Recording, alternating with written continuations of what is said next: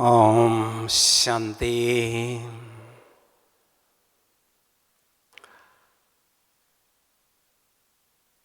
हमारा टॉपिक है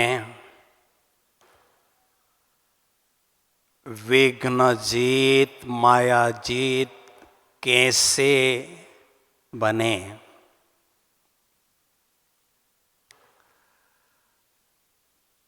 ये जो महापरिवर्तन का परमात्मा का कार्य चल रहा है,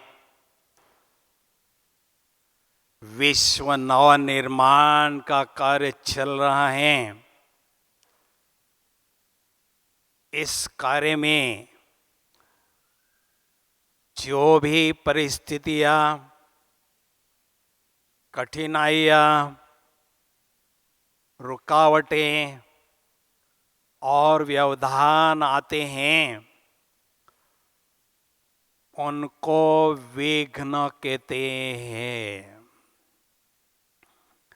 और हम सभी बाबा के बच्चे ऐसे महान कार्य की सेवा में निमित्त बने हुए हैं। इसलिए हमें अपनी स्थिति को निर्विघ्न रखना अति आवश्यक है।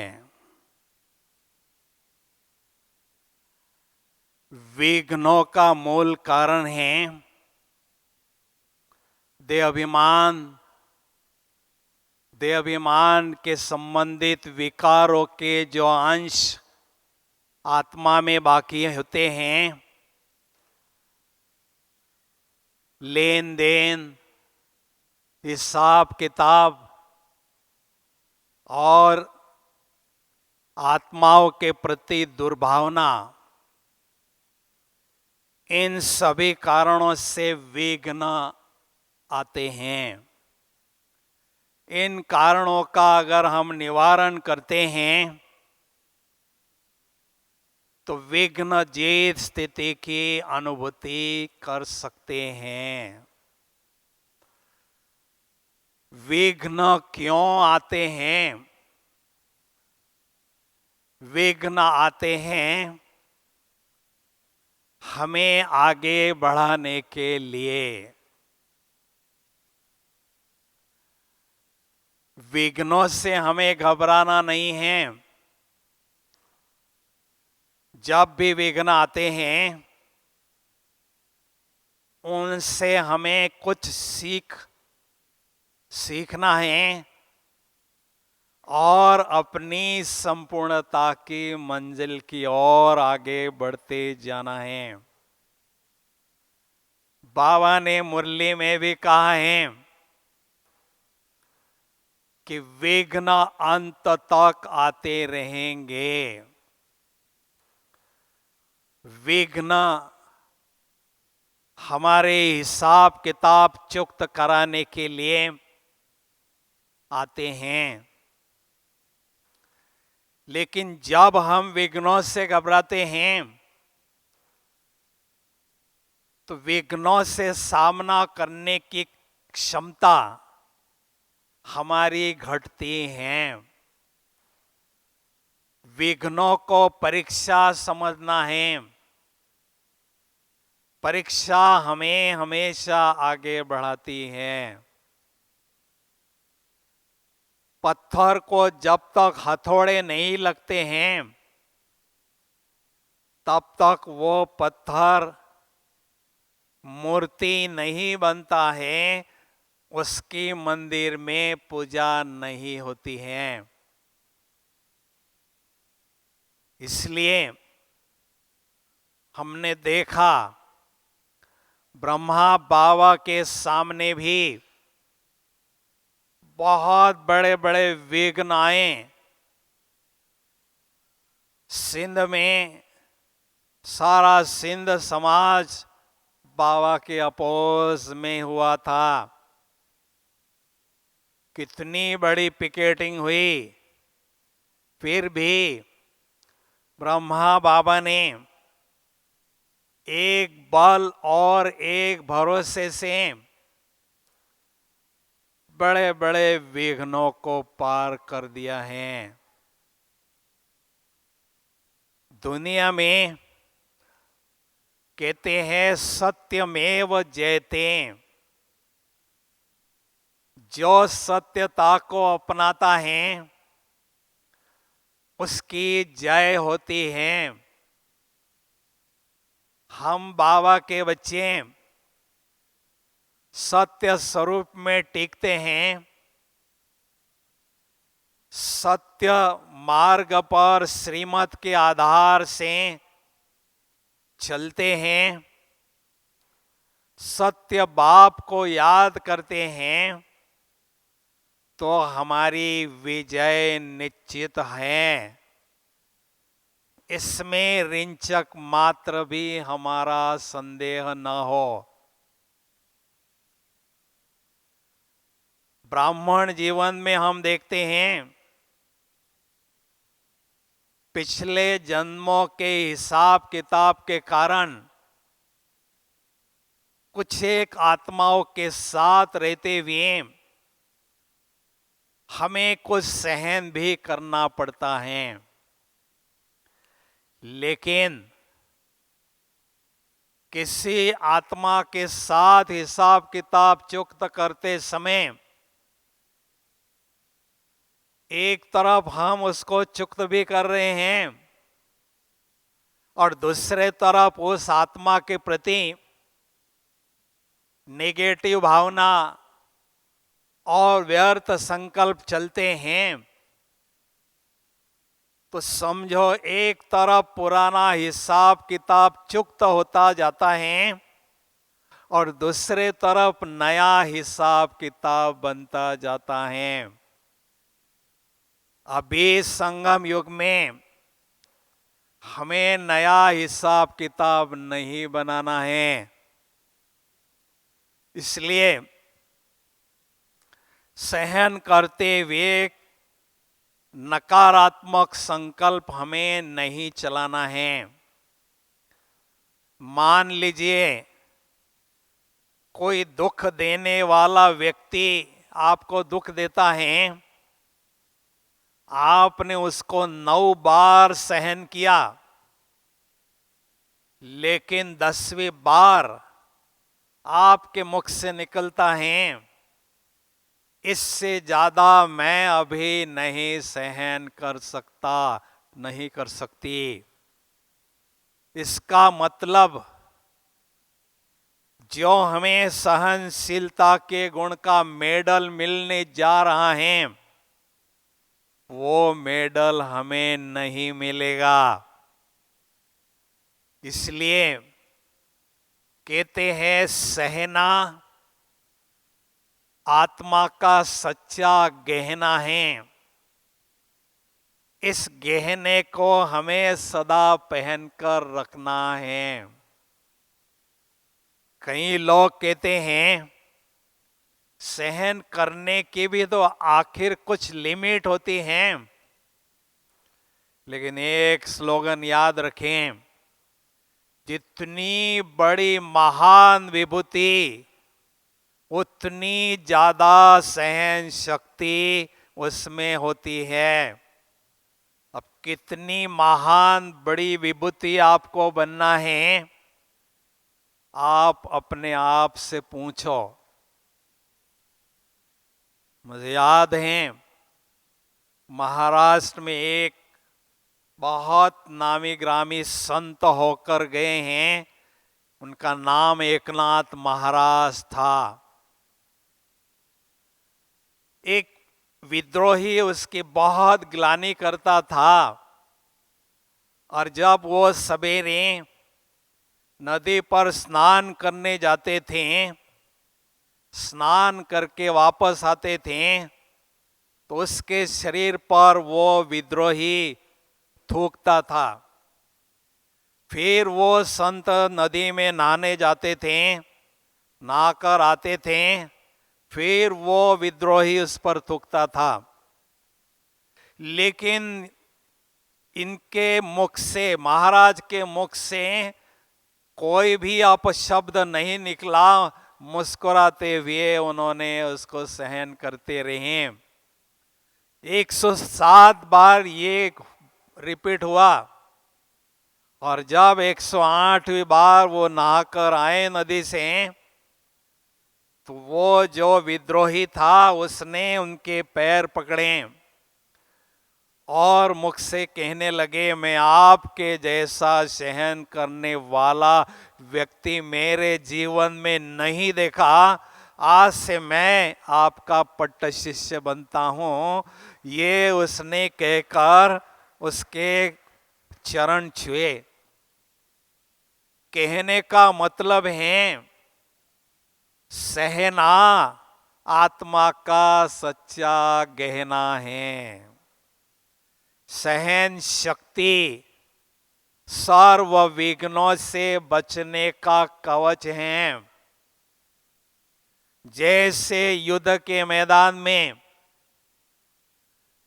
ये सैनिक जो होते हैं, आर्मी वाले लोग होते हैं, वो अंदर बुलेट प्रूफ जैकेट पहनकर जाते हैं ताकि दुश्मन से वो सदा सेफ रहें। ऐसे ही हम जब युद्ध के मैदान में होते हैं,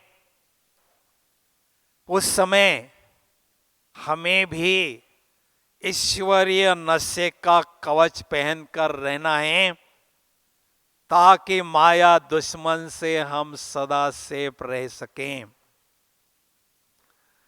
तो ऐसी विघ्न जीत स्थिति बनाने के लिए कुछ एक युक्तियां मैं आपके सामने रखना चाहता हूं। पहली युक्ति, अमृत वेले हमें सम्मान के सिंहासन पर बैठना है, और भाई विशेष सम्मान लें कि मैं गणेश विघ्न हरता हूं। बहनें अपना सम्मान लें कि मैं असुरी संहारिणी हूं, असुरों का संहारण करने वाली असुर संहारिणी हूं। इस सम्मान में जब हम बैठते हैं तो कोई भी विघ्न हमारे सामने आता है तो विघ्नों का सामना करने की ताकत हमारे में स्वतः ही आती है, और जिससे हम विघ्न को सहज पार कर लेते हैं। दूसरी युक्ति है, हम सभी ब्राह्मण सेवा और शिवा ये दो ही काम करते हैं। सेवा बाबा की या याद बाबा की, ये दो काम करते हैं। अर्थात सेवा के क्षेत्र पर हमेशा हाजिर रहते हैं। जब सेवा के क्षेत्र पर रहते हैं उस समय विघ्न जीत बनने के लिए 3 सेवक अपने साथ में रखने हैं। धैर्य, शांति और स्नेह, ये 3 सेवक आपके साथ होंगे तो कभी भी आपस में आपका टकराव नहीं होगा। किसी भी प्रकार का विघ्न आपके संगठन में नहीं आएगा। इसलिए हमेशा समझना है, सबके प्रति तीसरी युक्ति है, विघ्न जीत बनने के लिए सबके प्रति शुभ भावना मन में पनपती रहे। किसी एक भी आत्मा के प्रति दुर्भावना न हो, क्योंकि किसी के साथ अगर हमारा टकराव होता है ईर्ष्या द्वेष के घृणा के कारण, तो उसके प्रति हमारे दिल में दुर्भावना होती है। वो दुर्भावना विघ्न का रूप ले सकती है। इसलिए हमें पॉजिटिविटी का चश्मा पहनना है, सब में पॉजिटिविटी देखते जाना है, और सबके प्रति शुभ भावना शुभ कामना रखते जाना है, तो विघ्न जीत हम बनते जाते हैं। चौथी युक्ति है, विघ्न जीत बनने के लिए मुझे निर्विघ्न रहना है और साथियों को निर्विघ्न रखना है। यही हमारा नारा हो। मुझे निर्विघ्न रहना है और सदा सबको निर्विघ्न रखना है। ये बात अगर हमारे बुद्धि में होगी, तो अगर हमें विघ्न आने का संकेत मिलता है, तो उस विघ्न को हम दूर से ही भगा सकते हैं, टाल सकते हैं। इसलिए निर्विघ्न रहना और साथियों को निर्विघ्न रखना, यही हमारा नारा हो, तो विघ्न जीत हम रह सकते हैं।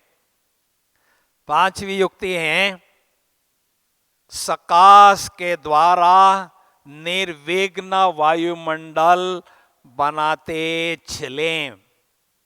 हम देखते हैं लौकिक में कोई भी बड़ा कार्य करने जाते हैं तो लोग उसके लिए यज्ञ रखते हैं, होम कुंड जलाते हैं। तो ऐसे ही हमें भी आत्मा रूपी अगरबत्ती से बहुत सुंदर सकाश, पॉजिटिव सकारात्मक ऊर्जा निकल रही है, जिससे निर्विघ्न वायुमंडल बनता जा रहा है। मैंने देखा, प्रकाश मणि दादी जी के साथ में 30 वर्षों तक रहा। दादी जी का एक ही स्लोगन था, यज्ञ को 38 इयर्स दादी जी ने संभाला। अनेक प्रकार के विघ्न आते रहे, लेकिन एक ही स्लोगन दादी जी का पक्का था, करो तपस्या मिटे समस्या। तपस्या से ही ये सारे विघ्न हटते हैं। ये हमने प्रैक्टिकल देखा। एक बार जोरदार तालियां बजाएंगे, क्योंकि बाबा ने हमें ये तपस्या के द्वारा सकारात्मक वायुमंडल फैलाने का बहुत सुंदर साधन दिया है। इसका उपयोग हमें करते जाना है। अभी माया जित बनने के लिए पहले समझना है ये माया क्या चीज है। तो किसी के प्रति आसक्ति होना या किसी के तरफ आकर्षित होना, इसे माया कहते हैं। माया जब हम अलबेले और आलस में होते हैं, तब ये माया हमारे पास आती है। या किसी के प्रति लगाव झुकाव होता है, तो ये माया का ही रूप कहलाता है।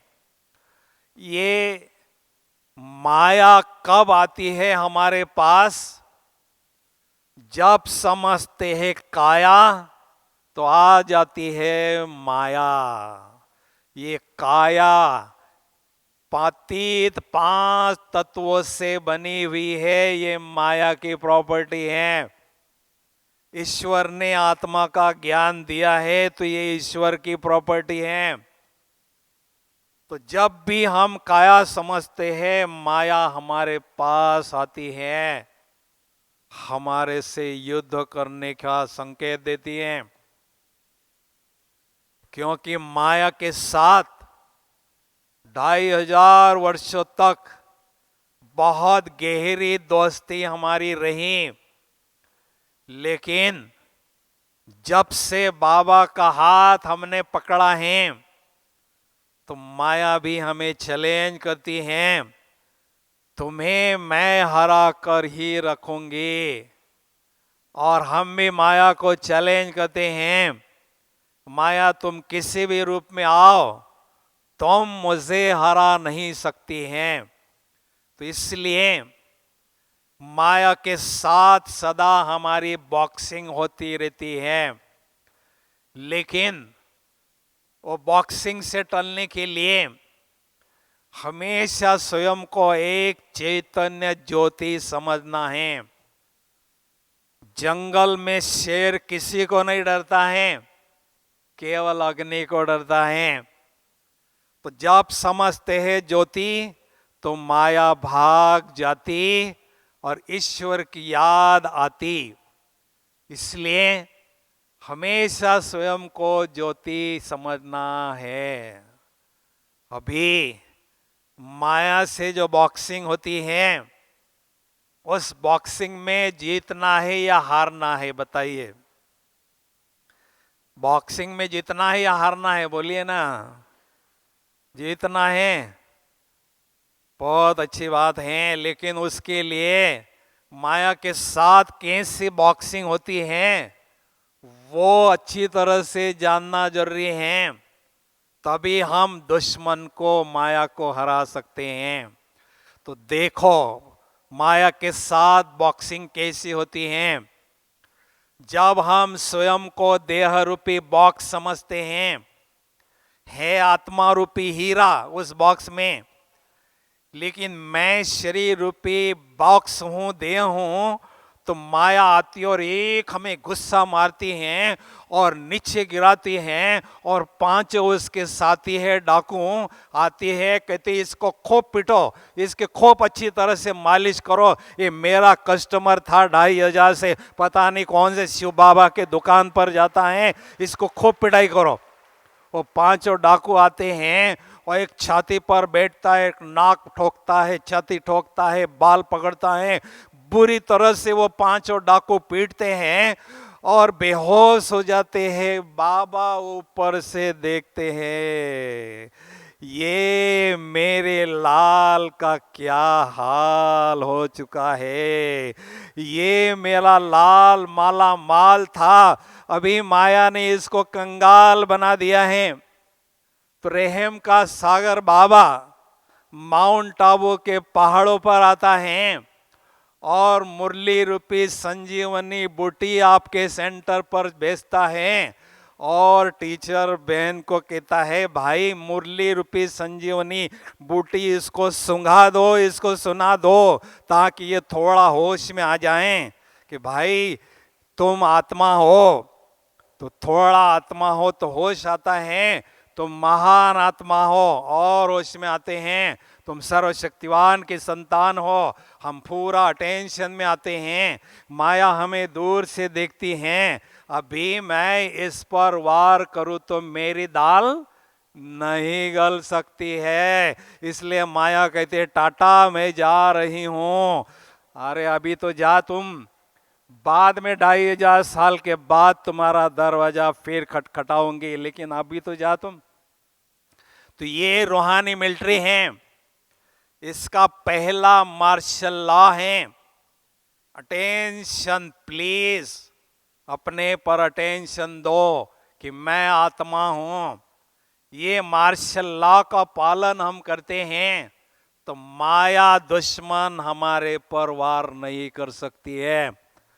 और ये जो वार होता है उसमें जो जीतते हैं वो वीर कहलाते हैं, और वीरों में जो वीर होते हैं उनको महावीर कहते हैं। ये सारे बाबा के महावीर बच्चे, महावीरनियां सारी सभा में बैठी हुई हैं।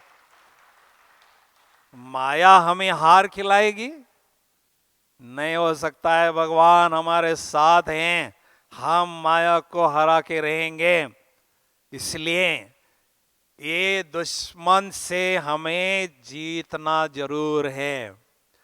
जब हम युद्ध में जीतते हैं तो जीत का नशा हमारे चेहरे पर खुशी के रूप में और नशे के रूप में होता है। मान लीजिए कभी हार जाते हैं तो हार की निशानी है उदासी और निराशा। तो हमें माया को हराना है, खुद नहीं हारना है, और अपने चेहरे पर विजय के नशे की झलक हमेशा छाई हुई हो, ऐसा सदा अभ्यास करना है। अभी माया जिद बनने के लिए कई लोग बाबा के बच्चे कहते हैं ये युद्ध कब तक चलता रहेगा, सारा संगम युग युद्ध में ही बीतेगा क्या, कब हम विजय होंगे। तो एक बात याद रखना, जब तक आत्मा है अशुद्ध तब तक चलता रहेगा ये युद्ध। ये अशुद्धि विकारों के अंश वंश की जो प्रॉपर्टी हमने जेब खर्चे के लिए रखी है वो माया को लौटा दो। माया हमारे से युद्ध नहीं कर सकती है, हमारे सामने भी नहीं खड़ी हो सकती है। लेकिन आत्मा में जो विकारों के अंश वंश बाकी हैं, विकारों का जो कचरा बाकी है उसको हमने जड़ से उखाड़ के फेंकना है। उसके लिए हमें ज्वाला स्वरूप योगाभ्यास को बढ़ाना जरूरी है। इस शक्तिशाली योगाभ्यास के द्वारा जो भी आत्मा पर दाग हैं, आत्मा पर विकारों के अंश वंश हैं, सारे समाप्त हो जाते हैं। आत्मा एकदम बेदाग चमकता हुआ हीरा बन जाता है, क्योंकि घर जाने के पहले हमने ऐसा बेदाग हीरा बन के जाना है। कोई भी दाग जो मेरी वैल्यू को कम करें वो दाग मुझे अपनी आत्मा पर नहीं रखना है। इस पर हमें विशेष ध्यान देना है और लंबे समय तक विजयी स्थिति की अनुभूति संगम युग में करते जाना है। अभी माया जित स्थिति बनाने के लिए कुछ एक युक्तियां मैं आपके सामने रखना चाहता हूं। पहली युक्ति, सारे दिन भर में मायाजित स्थिति अनुभव करने के लिए अमृत वेले समान हमें अनुभव करना है कि मैं आत्मा विजयी आत्मा हूं। ऐसा अनुभव करें। अभी अभी शिव बाबा ब्रह्मा बाबा के फरिश्ता स्वरूप में आकर मेरे सामने खड़े हैं और निराकारी बाप मुझे आत्मा का निराकारी तिलक लगा रहे हैं। मैं बहुत प्यारा बच्चा हूं, मैं बहुत प्यारी बच्ची हूं। तो उस निराकारी तिलक पर बाबा विजय का भी तिलक लगा रहे हैं और विजय भाव का वरदान भी दे रहे हैं। बच्चे सारे दिन भर में विजयी स्थिति की अनुभूति करते रहो। तो ये मैं डबल तिलकधारी आत्मा हूं, स्मृति रहेगी तो आपके सामने माया नहीं आ सकती है। हमेशा विजयी स्थिति आपकी बनी रहेगी। दूसरी युक्ति है, देह में रहते हुए विदेही स्थिति का अभ्यास करना है।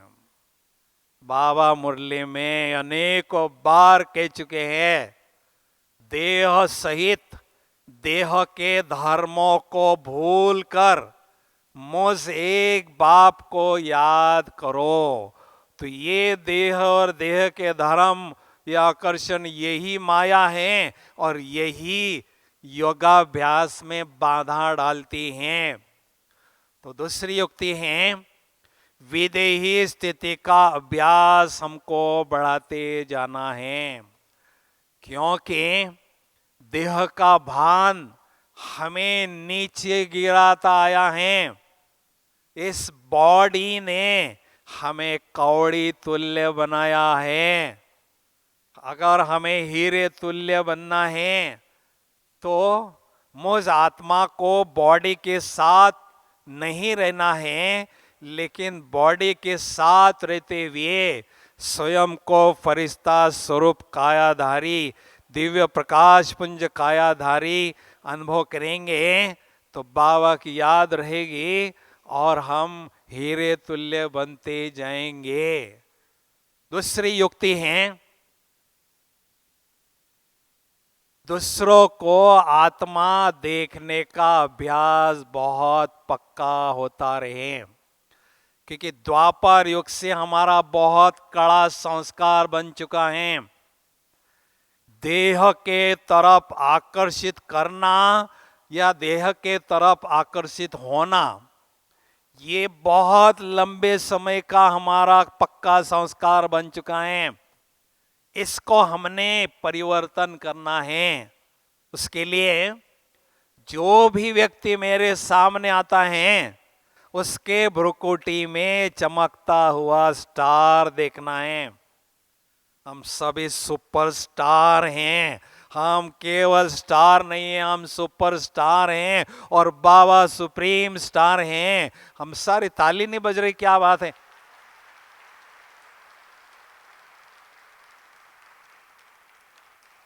हम सभी सुपरस्टार हैं, हीरो एक्टर हैं, एक्टर नहीं हीरो एक्टर हैं। बाबा कहते इस बेहद ड्रामा में आपका विशेष पार्ट है, क्योंकि डायरेक्टर के साथ हमारा डायरेक्ट कनेक्शन है, इसलिए हम सुपरस्टार है। तो हरेक के भ्रुकुटी में हमें चमकता हुआ सितारा देखना है। तो उससे क्या होगा, देह के तरफ आकर्षण होना ये समाप्त हो जाएगा और माया हमारे पर वार नहीं कर सकेगी। तो बहुत अच्छी तरह से इस अभ्यास को हमने करते जाना है। ब्रह्मा बाबा ने जब सत्संग बाबा के घर में चलता था, तो बाबा हरेक को आत्मा समझते थे। ये मेरी पत्नी नहीं, ये आत्मा है। ये मेरा बच्चा नहीं, ये आत्मा है। बच्चे नहीं, आत्मा है। मैं आत्मा, ये सभी आत्मा। ये पाठ बाबा ने बहुत पक्का किया, तब बाबा ने पहला नंबर लिया। तो ये पहला पाठ ही हमें पहला नंबर दिलाता है। इसलिए हमें देह का भान मिटाते जाना है और आत्मिक दृष्टि को बढ़ाते जाना है।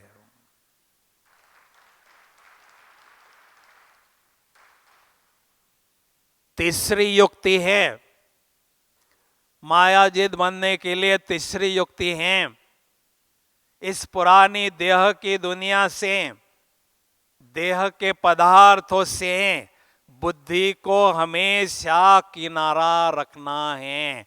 वो हमें आकर्षित न करें, उसके लिए बहुत सुंदर युक्ति हमें अपनानी है कि मैं अभी रिटर्न जर्नी पर हूं। इस रंग मंच पर मैंने 5000 वर्षों तक बहुत अच्छा पाठ बजाया, उसका बहुत आनंद लिया, लेकिन अभी मैं रिटर्न जर्नी पर हूं। तो अभी आत्मा का मुख को हमें घर के तरफ टर्न करना है और हमेशा मुझे घर वापस जाना है।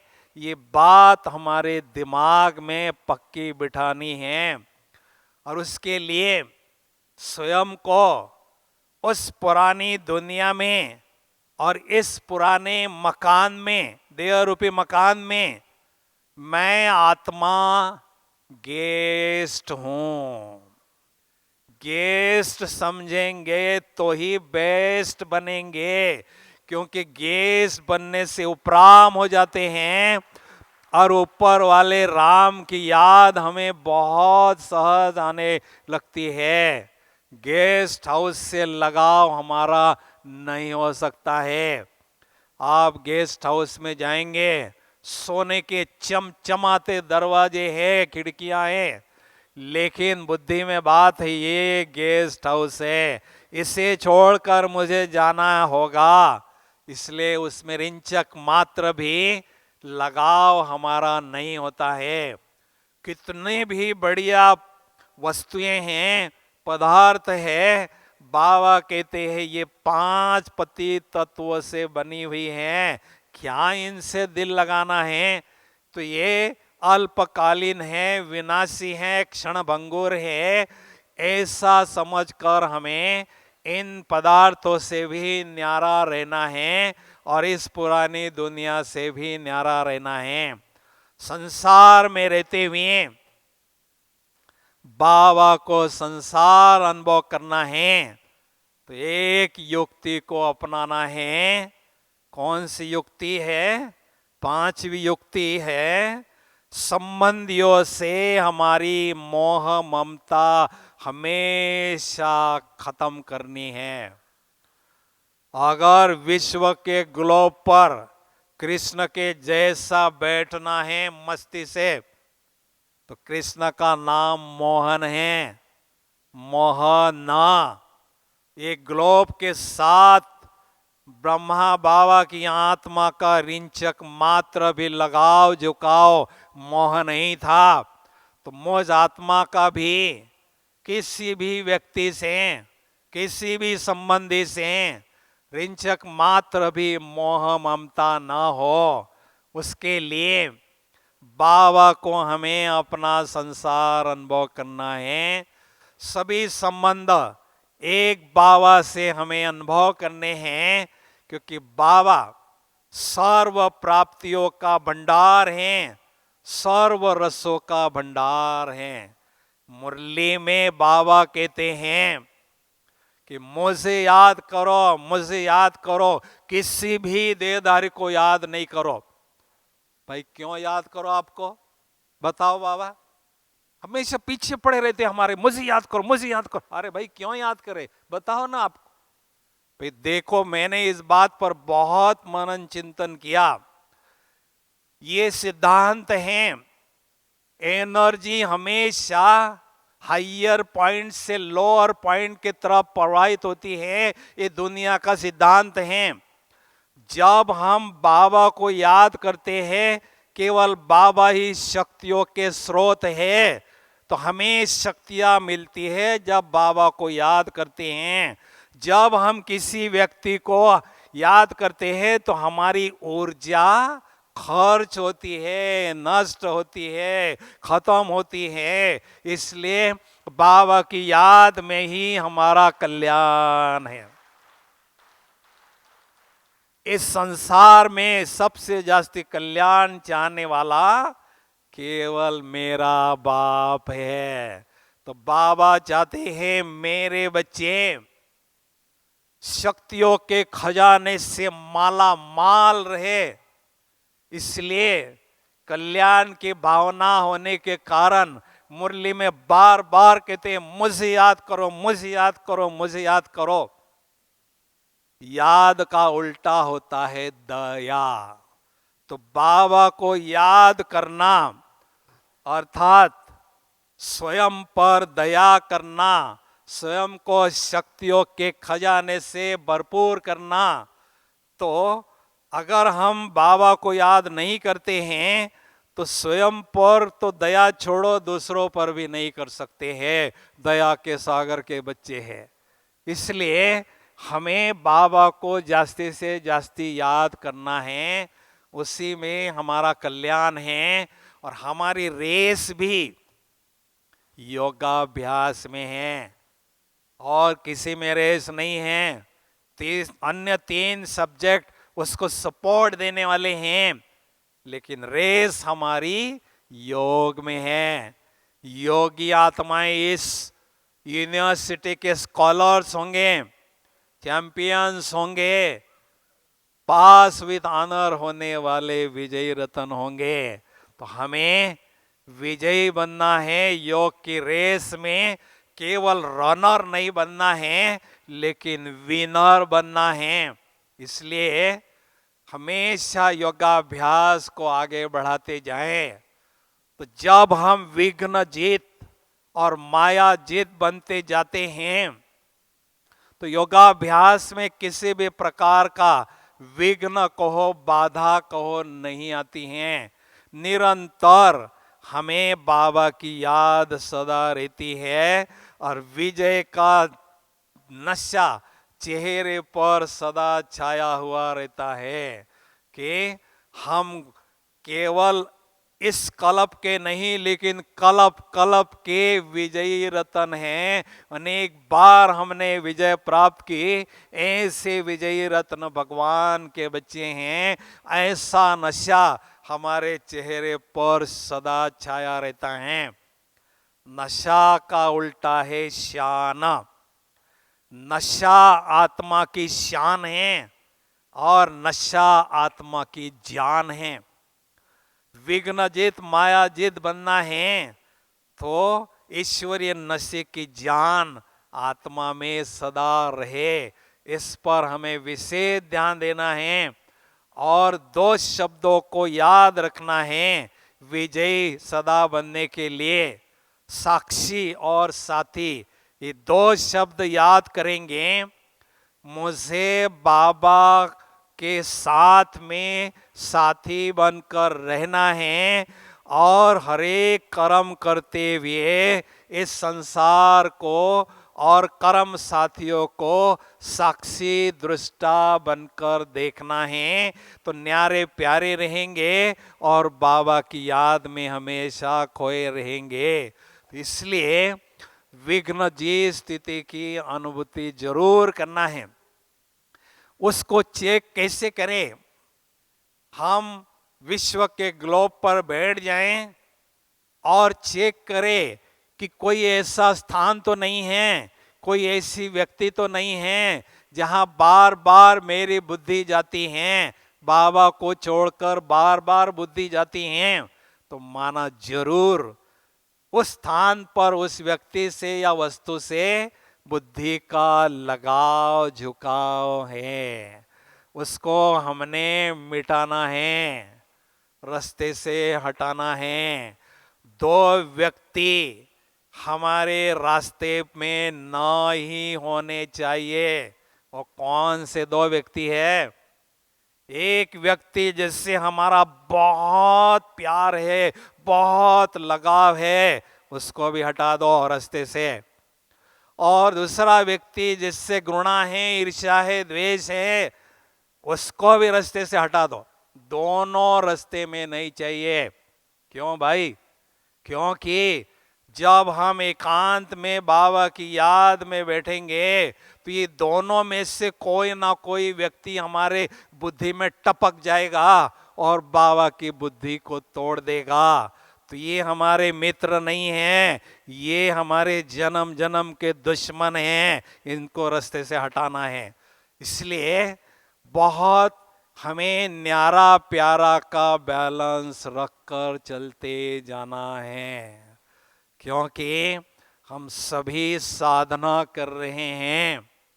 साधना करते समय हमें अपने जीवन में बैलेंस रखकर चलना है, नहीं तो दुर्घटना हो सकती है, कोई विघ्न आ सकता है, माया वार कर सकती हैं। तो इसलिए सदा याद रखें, बैलेंस रखने से ही हमें ब्लेसिंग्स मिलती हैं और ब्लेसिंग मिलने से हम ब्लीसफुल रहते हैं। और जब ब्लीसफुल रहते हैं तो मन हमारा पीसफुल रहता है, और जब मन पीसफुल रहता है तो मन मना भव का मंत्र का जाप करता है, बाबा से बहुत शक्तियाँ प्राप्त करता है, तो हमारी स्थिति सक्सेसफुल रहती है। किसी भी समस्या में हम फंसे नहीं रह सकते हैं। इसलिए हमें ध्यान देना है, संगम योग पर विजयी स्थिति अनुभव जरूर करना है। विघ्न, कहीं कहते हैं विघ्न ना आए, लेकिन हम कहते विघ्न आना ये अच्छी निशानी है। भाई आप कहेंगे उल्टा ही बोल रहे आप, तो विघ्न रूपी हाथोड़े लगने से ही आत्मा पूजनीय मूर्ति बन सकती है, नहीं तो नहीं बनेगी। ये हाथोड़े हमें आगे बढ़ने का चांस देते हैं, मजबूत करते हैं। जब पहलवान व्यक्ति होता है, उसको कोई ये लगाता है, चोटें लगाता है, वो कहता है मेरी मालिश हो रही है, और लगाओ अच्छी, और लगाओ। और जो कमजोर होता है उसको कोई दूसरा चाटा मारता है तो उसको दर्द होता है, क्योंकि वो कमजोर हैं। क्योंकि विघ्नों के हथौड़े हमें मजबूत बनाते हैं, स्ट्रांग बनाते हैं। इसलिए विघ्नों से हमें डरना नहीं है, लेकिन विघ्नों का सामना करते हुए आगे ही आगे बढ़ते जाना है और उन्नति के शिखर पर पहुंचना है। क्योंकि हमारा मददगार सर्वशक्तिवान बाप हैं, कोई व्यक्ति नहीं है, कोई साधारण साधु संत धर्मात्मा पुण्यात्मा नहीं है। सर्वशक्तिवान परमात्मा हमारा साथ है।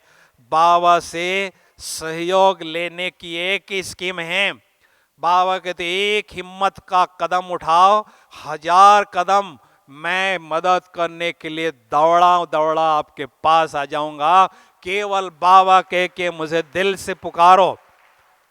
बाबा ने प्रॉमिस किया है 2016 में, बाबा ने प्रॉमिस किया है कोई भी बच्चा दिल से मुझे बाबा कह के पुकारे, 1000 भुजाओं वाला हजूर सेकंड में हाजिर हो जाएगा। ये बाबा का प्रॉमिस है। तो हमें बाबा का सहयोग लेना है और अच्छी तरह से विघ्नों को पार करना है। बाबा एक कदम दूर है, केवल एक कदम दूर है।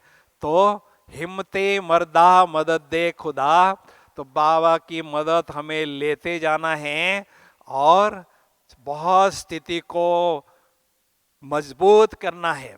मधुबन में जाते हैं तो ब्रह्मा बाबा खड़े दिखाई देते हैं, अचल अडोल स्थिति के रूप में, शांति स्तंभ के रूप में। शांति स्तंभ अर्थात बहुत ऊंची स्थिति और अचल अडोल स्थिति ब्रह्मा बाबा की। कितना भी माया हिलाए हिला नहीं सकी। तो मेरे बाप ने ऐसी ऊंची स्थिति बनाई है, मैं भी बना सकता हूँ। शेर का बच्चा शेर होता है, अमीर का बच्चा फकीर नहीं हो सकता है, अमीर ही रहेगा। इसलिए बाबा ने इतनी ऊंची स्थिति बनाई है, मैं भी बना सकता हूँ। ऐसा हमें सकारात्मक सोचना है और बाबा के कदमों पर कदम रखना है और अपनी स्थिति को अचल डोल बनाना है।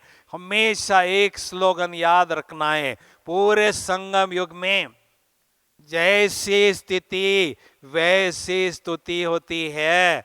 बाबा के पास हम आए हैं, अचल अडोल स्थिति अंगत के समान एकदम अचल अंगत स्थिति बनाना है और बहुत अच्छी तरह से बाबा से पूरा वर्षा लेना है, तो स्थिति हमारी मजबूत हो। जैसी अवस्था वैसी व्यवस्था आत्माओं के द्वारा और तत्वों के द्वारा होती है। तो भगवान तो मुझे मिला है, बहुत अच्छी बात है, लेकिन भगवान से मुझे क्या क्या मिला है, हमें एकांत में बैठकर स्वयं से पूछना है। अगर स्थिति बनाने में सफलता नहीं मिली तो ऐसा कह सकते हैं भगवान तो मुझे मिला, लेकिन भगवान से जितना चाहिए मैंने उतना नहीं लिया, ऐसा कह सकते हैं। तो इसलिए हमें बाबा से खूब खजाने लूटना है। संगम माना खजाने लूटना और लुटाना। सागर हमें मिला है तो हमें भी मास्टर सागर बनना है। बाबा से पूरी शक्तियाँ और ज्ञान और गुण सारे हड़प करना है और बाप समान हमें बनना है और विघ्न जीत माया जीत स्थिति की अनुभूति करना है।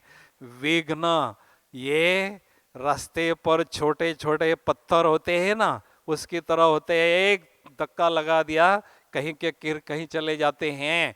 इसलिए बाबा कहते हैं ये विघ्न एक कागज का शेर है, माया का शेर। माया क्या है? कागज का शेर है, उसका कोई अस्तित्व नहीं है। इसलिए हमें डटे रहना है युद्ध के मैदान में और बाबा को साथी अनुभव करते हुए विजय स्थिति की अनुभूति करना है। तो अभी हम बहुत सुंदर चंद घड़ियों के लिए विजय स्थिति की अनुभूति करना चाहते हैं। जोरदार तालियां बजाएंगे, एक बार जोरदार तालियां बजाएंगे।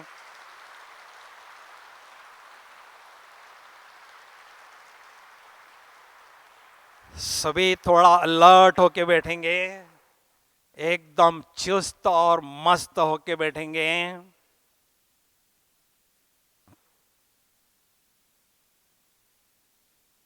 ओम शांति। इस देह रूपी चैतन्य बॉक्स में मैं आत्मा चमकता हुआ दिव्य सितारा हूँ। मैं निराकार ज्योति बिंदु सितारा हूँ।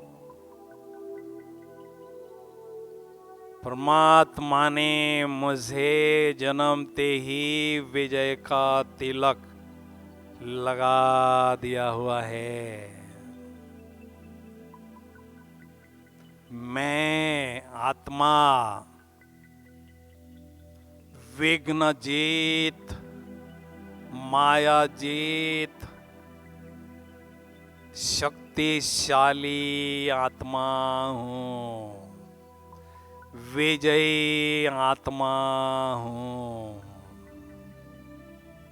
विजय का नशा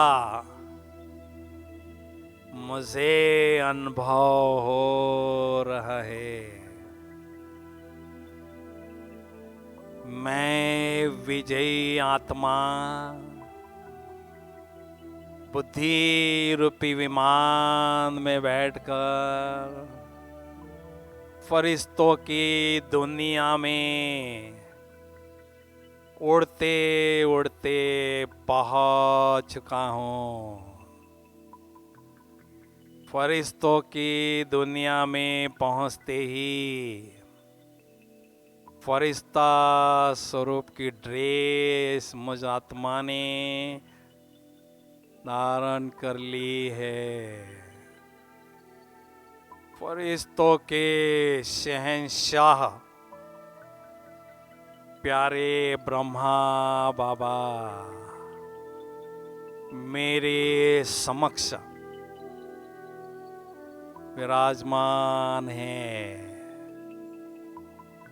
मेरे अति प्यारे शिव बाबुल भी उनके भ्रुकुटी में चमकते हुए दिखाई दे रहे हैं। बाप दादा मौज फरिश्ते को अति स्नेह भरी दृष्टि दे रहे हैं। शक्तियों से मुझे भरपूर कर रहे हैं। नजर से निहाल कर रहे हैं। अभी अभी मैं निराकार ज्योति बिंदु आत्मा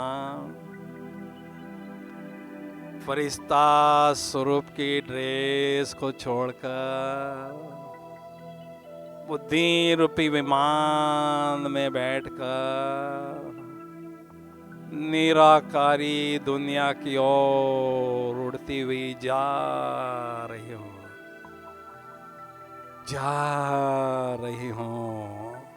और निराकार शिव पिता के समक्ष विराजमान हो चुकी हूँ। शक्तियों के प्रचंड स्रोत ज्ञान सूर्य शिव पिता से अत्यंत शक्तिशाली किरणों की बरसात मुझ आत्मा पर हो रही है। मैं आत्मा शक्तिशाली बनती जा रही हूँ। बाबा मुझे विजयी भव का वरदान भी दे रहे हैं। शक्तियों से भरपूर विजयी आत्मा निराकारी दुनिया से बुद्धि रूपी विमान में बैठकर साकारी दुनिया की ओर वापिस आ रही हूँ और पुनः इस साकारी शरीर पे बॉक्स में मैं विजयी आत्मा, विघ्न जीत, माया जीत, शक्तिशाली आत्मा विराजमान हो चुकी हूँ। विजय का नशा मेरे चेहरे पर छाया हुआ है। ओम शांति शांति शांति।